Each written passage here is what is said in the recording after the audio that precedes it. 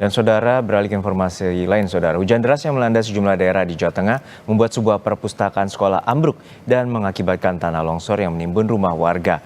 Warga diminta waspada dampak lanjutan dari cuaca buruk yang tengah berlangsung.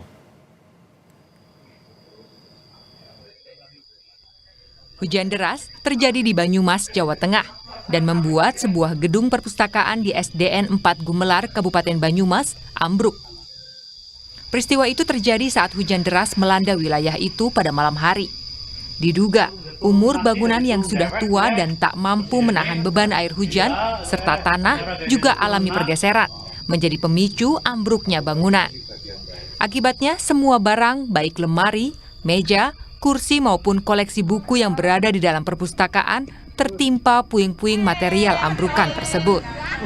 Karena dinilai membahayakan, pihak sekolah memasang tali pembatas di lokasi ambrukan agar para siswa tidak mendekat. Sebab dikhawatirkan dapat terjadi ambrukan susulan jika hujan deras kembali terjadi. Pemerintah daerah diharapkan dapat segera melakukan perbaikan gedung demi keselamatan dan kenyamanan kegiatan belajar mengajar. Jadi ada pergeseran tanah dan dilala juga ini sudah 13 tahun pembangunan perpustakaan ini. Ini yang mengakibatkan sudah lama, terus terjadi hujan dan pergeseran tanah begitu. Apa saja itu yang rusak? Itu yang rusak berarti kan tembok, berarti separuh 50% dari gedung perpustakaan itu adalah langsung roboh dan merusakkan tempat almari buku. Sementara itu di Kebumen, Jawa Tengah, hujan deras mengakibatkan tanah longsor dan menimbun sebuah rumah di Desa Jemur, Kecamatan Pejagoan, Kabupaten Kebumen, Jawa Tengah. 2 orang penghuni rumah, yakni ibu dan anaknya yang masih berusia 6 tahun, meninggal dunia akibat tertimbun tanah longsor. Saat itu, kedua korban yang merupakan ibu dan anak tidak bisa menyelamatkan diri saat tebing setinggi 30 meter menimpa rumah mereka. Evakuasi pun dilakukan dengan menurunkan 2 alat berat. Tim SAR gabungan sempat kesulitan menemukan korban. Kedua korban, namun akhirnya berhasil ditemukan sekitar 10 meter dari titik lokasi sebelumnya.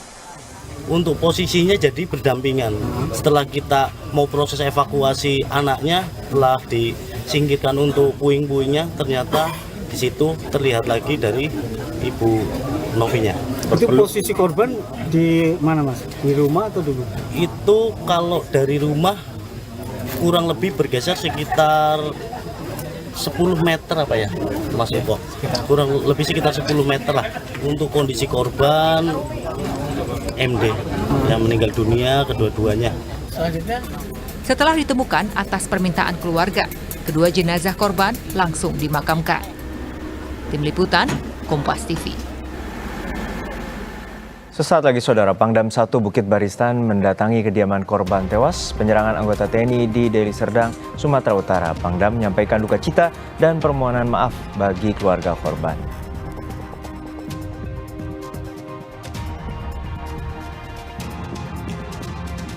Kasus Guru Supriyani yang menjadi terdakwa penganiayaan anak seorang anggota Polri masih bergulir. Supriyani hari ini menghadapi sidang tuntutan di Pengadilan Negeri Konawe Selatan.